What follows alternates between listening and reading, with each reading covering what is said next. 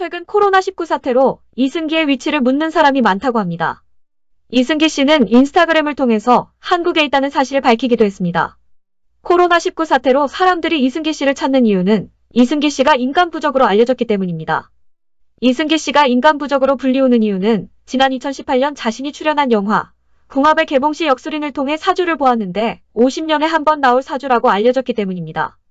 실제로 이승기 씨의 사주는 천재지변도 피해갈 만큼 좋은 사주를 가진 것으로 알려져 각종 재해가 발생할 때마다 이승기 씨의 스케줄이 화제가 된 것입니다.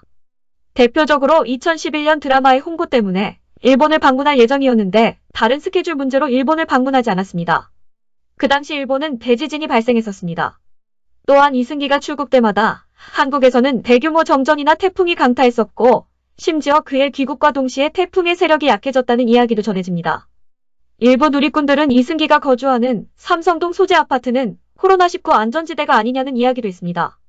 우연일 가능성이 높지만 코로나19로 고민들이 많아지면서 지푸라기라도 잡고 싶은 마음에 애타게 이승기를 찾는 모양입니다.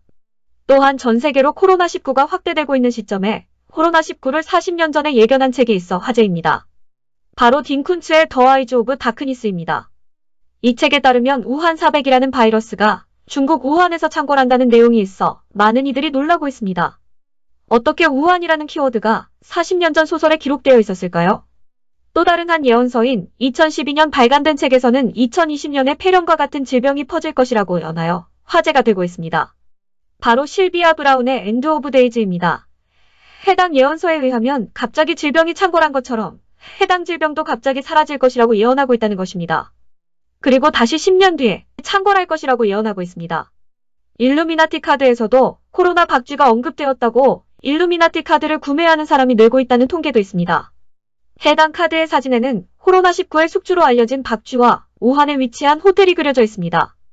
또한 역술인을 통해 코로나19 사태가 언제 종식될 것인지 점집 방문이 늘어나고 있는 가운데 실제 한 역술인이 코로나 감염자의 사주와 점을 본 것이 알려지며 해당 역술인이 자가격리 통보를 받고서 당분간 전화 상담만 한다는 소식이 전해졌습니다. 이에 누리꾼들은 본인의 미래는 안 보이는 역술인을 누가 믿냐며 조롱했습니다. 하지만 무속인들은 자신의 미래는 안 보인다는 게 무속인들의 정설이라며 커버치고 있다고 합니다.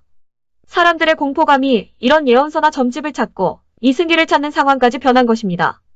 그래도 그 예언서의 말처럼 어느 순간 갑자기 사라졌으면 하는 마음입니다. DDBS 수습기자 도라임이었습니다.